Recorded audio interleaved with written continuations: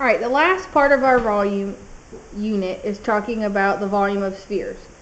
Here we only have a diameter, there's no height. We know that the diameter is the distance across the circle.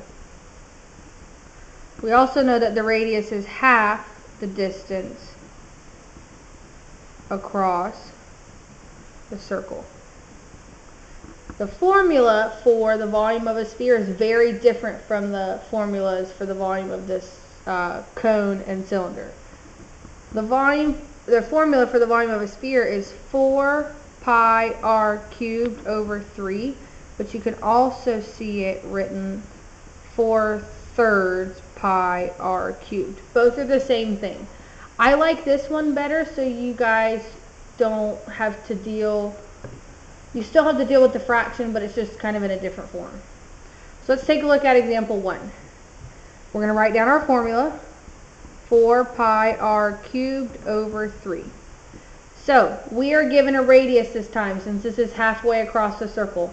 I know it doesn't look like exactly halfway since I drew this picture, but whenever you see the line segment going across the circle, that means radius. So we don't know our volume. The 4 is part of the formula, so we're going to bring it down. We know pi is 3.14. Our radius is 3. We cube it because that's part of the formula, and then we divide it by 3. If we were given the diameter of this, we would just cut it in half. So the diameter of this sphere is going to be 6, and half of 6 is 3. So next thing we need to do is we need to remember that 3 cubed is 3 times 3 times 3. 3 times 3 is 9, and 9 times 3 is 27. So I have 4 times 3.14 times 27 divided by 3. Now we multiply straight across. When I do that, 4 times 3.14 times 27 is 339.12. Then we just divide by 3. And that gives me a volume of 113.04 inches cubed. Do not forget to put your inches cubed on your answer.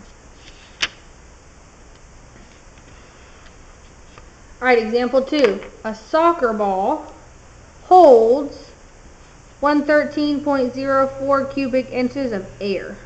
What is the radius and the diameter? So we're finding both this time. The radius and the diameter. It says it holds, the soccer ball holds 113.04 inches of air, cubic inches of air. That is your volume. So volume equals 4 pi r cubed over 3. So we know that the volume is 113.04, 4 pi r cubed over 3. We want to multiply by both sides by 3 since this is dividing by 3. When I do that, I get 339.12 equals 4 times 3.14 r cubed. Now we need to multiply here. I'm going to move this up here. I get 339.12 equals 12.56 r cubed. Since that's multiplication, we divide both sides by 12.56, and that gives me 27 equals r cubed. We can't take the square root this time because this is a cubed number. So we need to take the cubed root of both sides. So we need to ask ourselves, what times itself 3 times gives me 27? And that is 3.